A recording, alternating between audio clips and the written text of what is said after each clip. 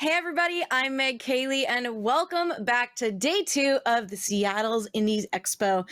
Super excited to be back here again with Alchemist Joker, my wonderful co-host for the day. And now we're going to check out a game that you mentioned you were really hyped for earlier. We've got Discarded coming up, and we have the devs here hanging out with us to spend some time with us, show us their game, tell us what it's all about. Thank you guys for being here. Can you give us like a quick rundown, just a quick overview, I guess, of what your game is?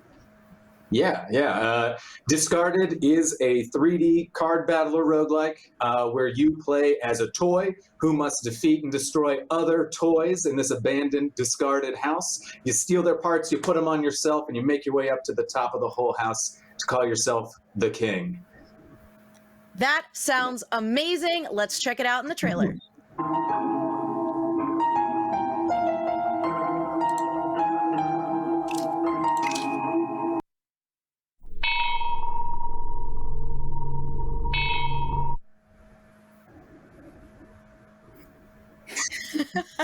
You rock, man.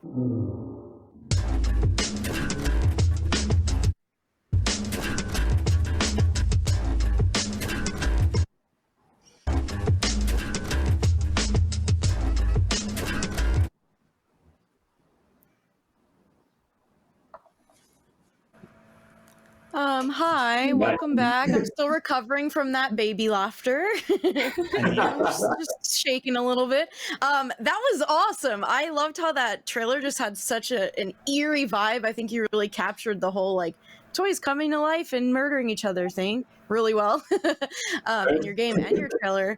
I know you gave us a quick rundown, but I'd love to hear from you a little more in depth about what this game is. Let's check it out.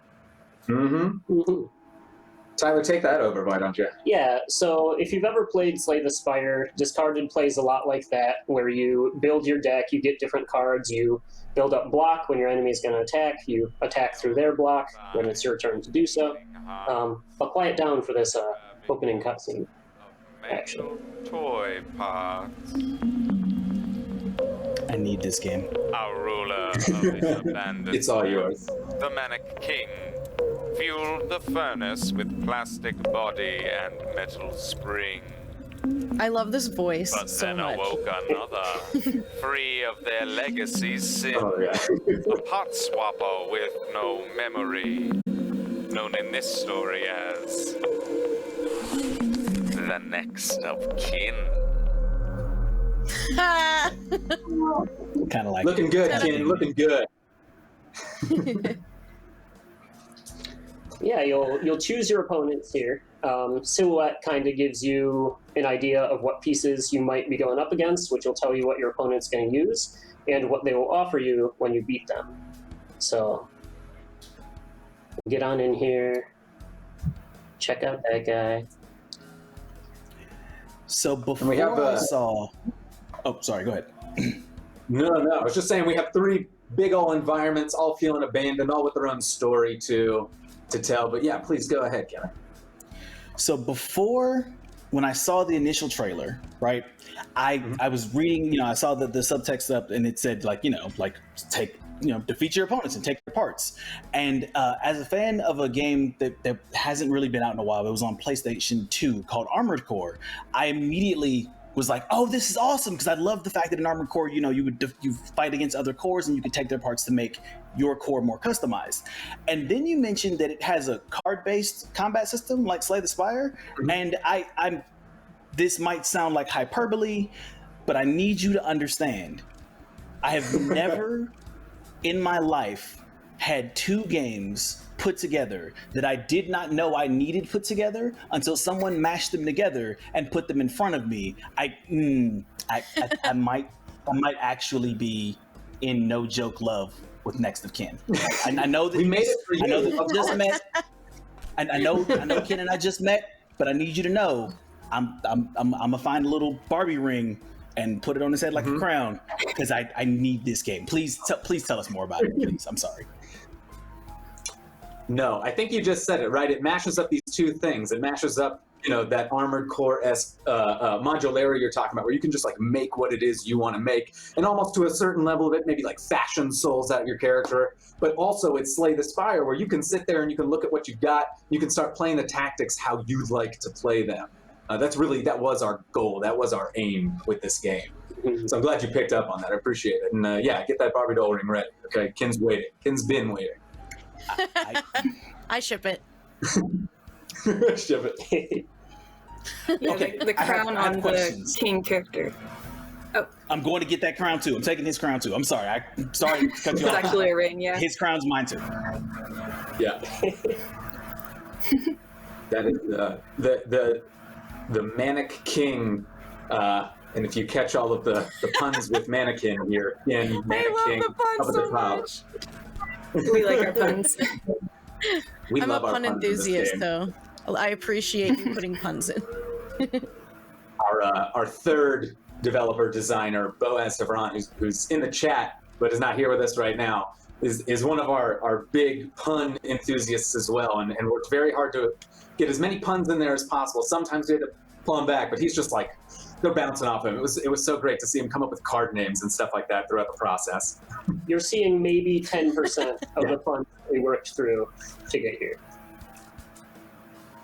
I'm going to see 100% of them because I'm going to. I don't think you understand how much. Not yet.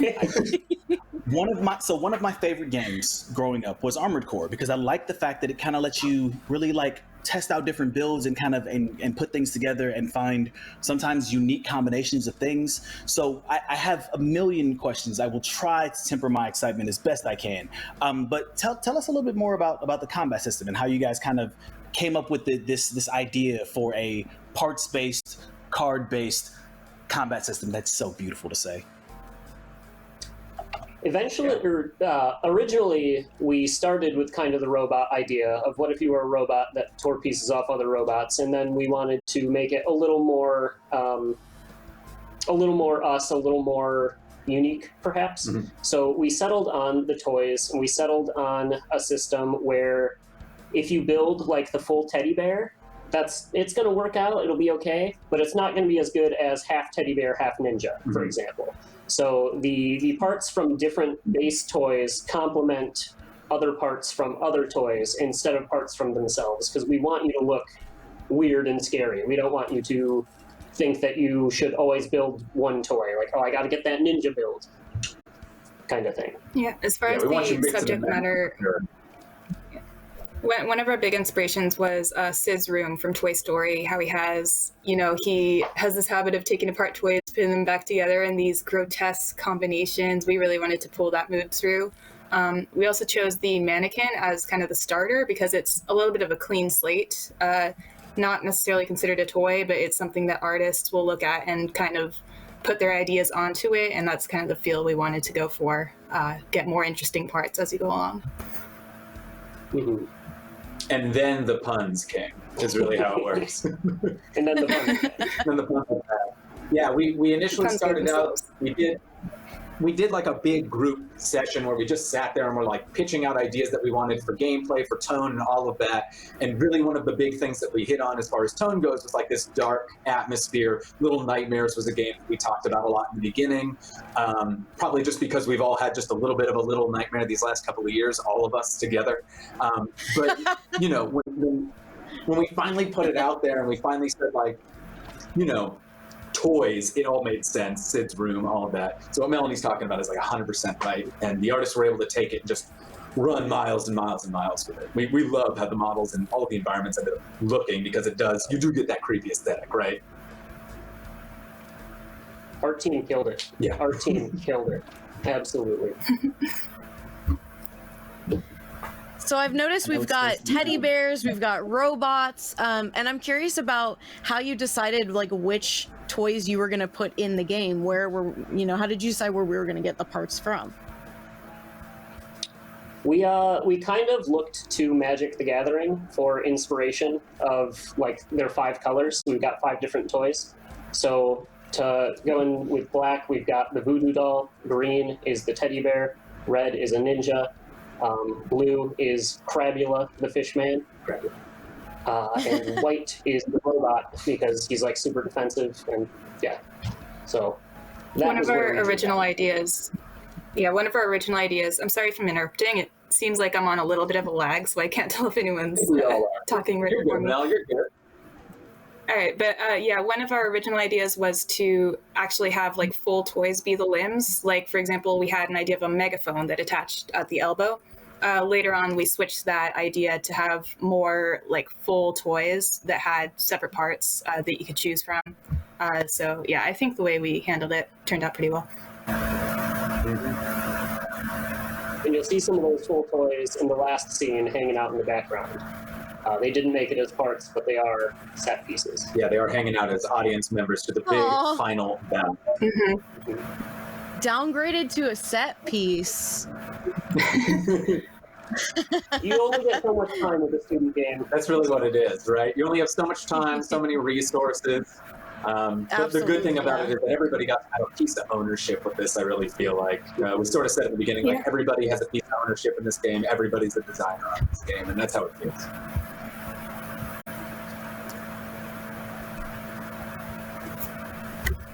So I have a question, and I'm gonna pose this to all of you, but I'm gonna ask you all individually. So I'm gonna start with Melanie, if that's okay with you. What toy was like, and not whole toy? What individual toy part was your favorite to kind of design, or your favorite one to kind of see used? I've got to say the fishtail because most of my duties were in the animation department, and I did this really cool backflip with it. It does like a circle swim, but it like goes backwards. That was definitely the most fun animation to do. Also, our rig is set up so that it can have 2 legs, or it can have 1 leg, which is what the fish is. The fish is the only model that uses the 1 leg joint system. So it was really unique. I had a lot of fun animating that one. Yeah. All right, so Tyler, The fish legs. what was your favorite? I knew all 3 of us were going to say the fish legs. So in the interest of that not happening, I really like this robot tin can shield that he's got right now. It turns your defense into attack and just allows for like a super turtle-y play style. And I also think it really fits the theme of, I'm using junk to fight back in this weird discarded land. Mm-hmm. And then, yes, the answer for me is also fish legs, but more because in the beginning we added that flip animation that Mel was just talking about to everything. And so you would have the toys turning like inside out of each other. So the fish legs brought that about. So now that's all I can think about when I'm playing the game is gotta get the fish legs just so I can see the flip, just so I can remember the good times we had when all the toys were flipping in and out. Yeah, that animation was intended only for the single leg, so the double leg during the animation, they didn't move at all, so the character would just flip around and the feet would stay planted. It was hilarious. Oh, Exactly. that sounds terrifying. You gotta love this razor blade teddy bear hand though with the duct tape too. Though just like Tyler was saying, it makes it feel like it was it was like made in this world, right? They like put it together, so to speak. Mm-hmm. Trying not to. I think Rusty the nails is integration good. of. Oh, sorry. Please, you. Go ahead. I think I the was just saying integration of a nails. card system is really cool. Oh no. And I guess I wanted to ask about how approachable this game is for maybe people who are new to card building games. Because I know for me, for the longest time, I would be very kind of intimidated by any games that had deck building involved. And so I'm curious how approachable you see this game as to people who are just kind of new to the genre. Yeah. Yeah, I think we meet like a great point, like a great happy point right in the middle between accessibility and the meta of knowing cards and like how they all fit together. But Tyler's definitely going to talk about the design of how we put these cards and parts together. When we pitched it to publishers, one of the things we said is it's a deck builder where you can't really ruin your deck, because any left arm you take is going to have 1 attack card and 2 defense cards. You can't accidentally build a character that has no attack or no defense. You always have access to at least a little bit of that. Mm-hmm. Your deck size doesn't change too much as you go through it. There are certain cards that'll add or remove from your deck, but never super big, and only in one battle. It doesn't carry over to other ones. So it kind of protects the player from themselves. I think that makes it a little more accessible to people who might be newer. We've got the tooltips. We've got all sorts of other little things that kind of guide the attention to where it should be. Yeah, we call it pack-based design, where each part comes pre-loaded with cards that work well together. Mm-hmm. So you're never just meshing a bunch of cards together that won't work well together. When you pick up a part, like the shield, the tin can robot shield, that's going to come with block cards and a card that really utilizes that block really well. So no matter what, you've got these individual like sets of cards that all work together. So you're never, like, as Tyler said, you're never like breaking your deck. You're never making a deck that fails. We're setting you up to succeed. Can you make it to the boss? Who knows? Yeah, and I can speak firsthand to that, since speaking of people who've never played deck builders before, that was me at the start of this project. I kind of was the little guinea pig during all the playtesting, and yeah, exactly what they said. I never felt in over my head. I gradually started understanding a little more about maybe I should pick these 2 cards together because one of them is heavy block and one of them is a heavy attack, and I can like balance my deck like that. It's a good learning experience for this kind of game. Yeah. So Mel is now going off of that.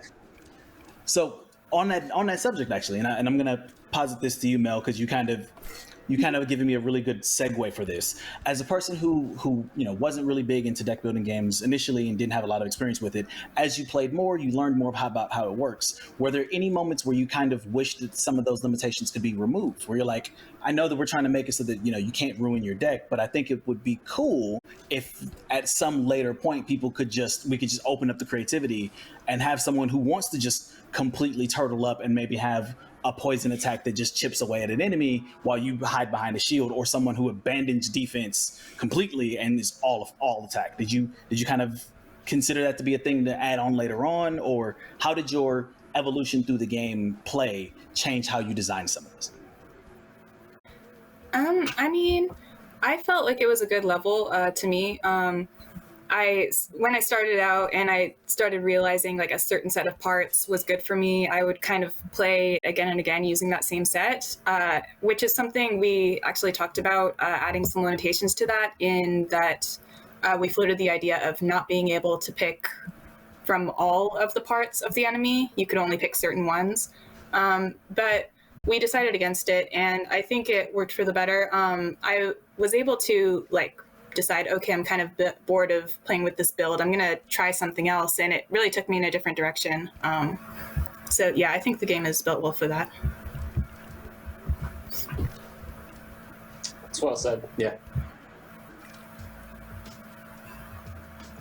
So we have a question in chat that I think is something I wanted to ask as well, but I'm going to credit Patrice MP for this question. Are there any characters or pieces you wanted to make but didn't have time for? And are there any ideas for adding in future characters? I really wanted a unicycle pizza cutter as one of the leg Yes. pieces. And that's the biggest thing that I'm missing.